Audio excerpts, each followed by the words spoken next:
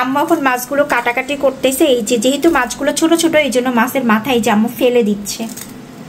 আম্মু মাছগুলো খুব ভালো করে ধুয়ে পরিষ্কার করে কমপ্লিট করছে। এখন এই যে অলমোস্ট লবণ দিয়ে দিছে, এখন হলুদের গুঁড়ো দেবে, দিয়ে ভালো করে মিক্সড করে মাখিয়ে তারপরে মাছটা কড়া করে ভেজে নিবে। ভালো করে আম্মু ফ্রাই প্যানে তেলটা দিয়ে তেলটা একদম গরম করে নিছে। এখন এই পর্যায়ে আম্মু মাছগুলো ছেড়ে দিবে।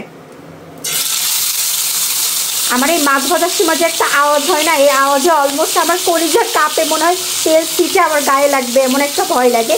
তারপরে এখন কেটে গেছে, যেহেতু এখন আমি হিউজ পরিমাণে রান্নাবাড়া করি, আম্মু এখন একটু কমই করে রান্নাবাড়া। এখন মাছগুলো খুব কড়া করে ভেজে নিবে, কারণ হচ্ছে মাছ ভর্তাতে মাছগুলো কড়া করে ভেজে নিতে হয়। এক এক আম্মু সব মাছগুলো ফ্রাই প্যানে দিয়ে দিল। মাছ এপিট কড়া করে ভাজা হয়ে গেছে, এখন উঠায়ে উল্টা পাল্টা করে খুব ভালো করে ওপিট ভেজে নিবে কড়া করে একদম, যাতে ভিতরের কাঁটাগুলো একেবারে কড়মড়ে হয়ে যায়।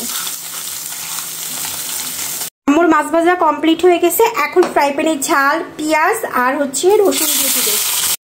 রসুনের পরিমাণটা একটু বেশি দিছে আম্মু, এখানে বড় বড় ইন্ডিয়ান 2টা রসুন দিছে, আর দিয়ে দেবে হচ্ছে পেঁয়াজ কুচি অনেক বেশি, প্রায় 7-8টার মতন পেঁয়াজ কুচি দিয়ে দিল আম্মু। এখন এইগুলোরে খুব ভালো করে ভেজে নিবে। আম্মু এর সাথে এক্সট্রা কিছুটা শুকনো মরিচও অ্যাড করতে, এবং এখন দিয়ে দিচ্ছে ধনের পাতা, কারণ ধনের পাতা দিলে টাকি মাছের ভর্তা মানে আরও বেশি মজা হয়। একদম গরম গরম ধোয়া উঠানো ভাতের সাথে এই ভর্তাটা দিয়ে খেলে ও 2 প্লেট ভাত খাওয়া যায়, সেই স্বাদ হয়। আম্মু এইদিকে টাকি মাছের মধ্যের যে কাঁটাটা ওইটা খুব সুন্দর করে বেছে ফেলে নিচ্ছে। ইভেন আশেপাশে যে ছোট ছোট কাঁটাগুলো আছে ওইগুলো আর বেছে ফেলানো লাগবে না, যেহেতু আম্মু পাটায় বেটে ভর্তা বানাবে, আর পাটায় বেটে ভর্তার স্বাদটা যে সেই মজা হয়।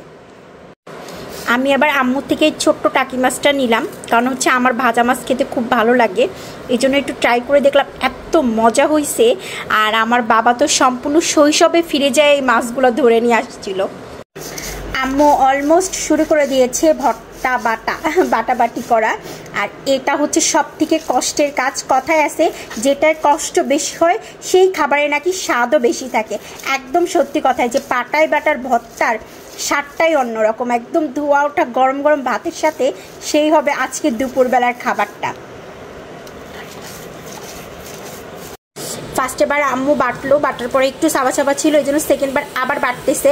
আর পিছনে মেহজাবিন অপেক্ষা করতেছে, আম্মু নাকি ওকে গরম গরম ভাত এই পাটার সাথে মেখে দেন ওর হাতে দিবে, ও খাবে, সেটা নাকি অনেক বেশি মজা। যদিও এটা আমি খাই না, কিন্তু ও খুব পছন্দ করে। আমাদের ভর্তা বানানো কমপ্লিট হয়ে গেছে, আর বাবা কষ্ট করে মাছ ধরে নিয়ে আসছে, এটা পুরো সাকসেস। কারণ ভর্তাটা আমি একটু টেস্ট করছিলাম, এত মজা হয়েছে বলার বাহিরে। আজকের ব্লগটি এই পর্যন্ত, টাটা, আল্লাহ হাফেজ এভরিওয়ান।